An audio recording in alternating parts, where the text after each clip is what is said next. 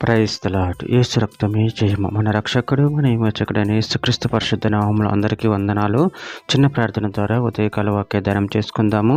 పరిశుద్ధుడ మహాగణుడు అయిన దేవ యేసయ్య సర్వాధికారి నాయన మీకు వేలాది వందనములు కృతజ్ఞతాస్తుతి స్తోత్రం చెల్లించుకుంటాను దేవ ఉదయకాలం ప్రభు వాక్య భాగం ధ్యానిస్తుండగా వాక్య భాగం మాకు అర్థమాటలో సహాయం చేసి మీ కృపల బలపరిచి మీకు మాదిరిగా మమ్మల్ని నడిపించమని చిన్న ప్రార్థన యేసుక్రీస్తు అతి పరిశుద్ధ నామములు అడిగి వేడుకుంటున్నాను తండ్రి. Amen amen.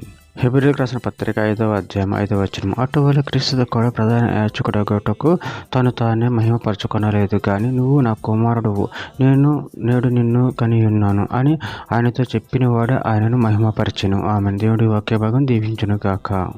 ప్రభునందు ప్రియులారా, ఇక్కడ వాక్య భాగంలో గమనించినట్లయితే అటువల క్రీస్తు కూడా ప్రధాన యాజకుడగుటకు తాను తానే మహిమపరచుకొనలేదు కానీ నువ్వు నా కుమారుడువు, నేడు నిన్ను కనియున్నాను అని ఆయనతో చెప్పిన వాడే ఆయనను మహిమపరిచెను. అదేవిధంగా వాక్య భాగంలో గమనించినట్లయితే యోహాను సువార్త 7వ అధ్యాయం 18వ వచనం, తనంతట తాను బోధించువాడు స్వకీయ మహిమను వెతుకును గాని తను పంపిన వాణిని మహిమను వెతుకువాడు సత్యవంతుడు, ఆయన యందు ఏ దుర్నీతియు లేదు. యోహాను సువార్త 8వ అధ్యాయం 54వ వచనం, అందుకు యేసు నేను మహిమపరచుకుని నెడల నా మహిమ ఒట్టిది, మా దేవుడు అని మీరెవరిని గురించి చెప్పుదరో నా తండ్రియే నన్ను మహిమపరచుచున్నాడు. హెబ్రీయులకు రాసిన పత్రిక 1వ అధ్యాయం 5వ వచనం, ఎలాగనగా నువ్వు నా కుమారుడువు, నేడు నిన్ను కని ఉన్నాను అనియు, ఇదియుగాక నేను ఆయనకు తండ్రియే యుందును, ఆయన నాకు కుమారుడై ఉండును అనియు ఆ దూతలలో ఎవరితోనైనా ఎప్పుడైనా చెప్పిన. కీర్తన గ్రంథం 2వ అధ్యాయం 7వ వచనం, కట్టడలను నేను వివరించేదను, యెహోవా నాకు ఇలాగ సెలవిచ్చును, నువ్వు నా కుమారుడువు, నేడు నిన్ను కనియున్నాను. యోహాను సువార్త 3వ అధ్యాయం 16వ వచనం, దేవుడు లోకమును ఎంతో ప్రేమించిన కాగా ఆయన తన అద్వితీయ కుమారునిగా పుట్టినవాని యందు విశ్వాసం ఉంచు ప్రతివాడు నశింపక నిత్యజీవం పొందినట్లు ఆయనను అనుగ్రహించెను.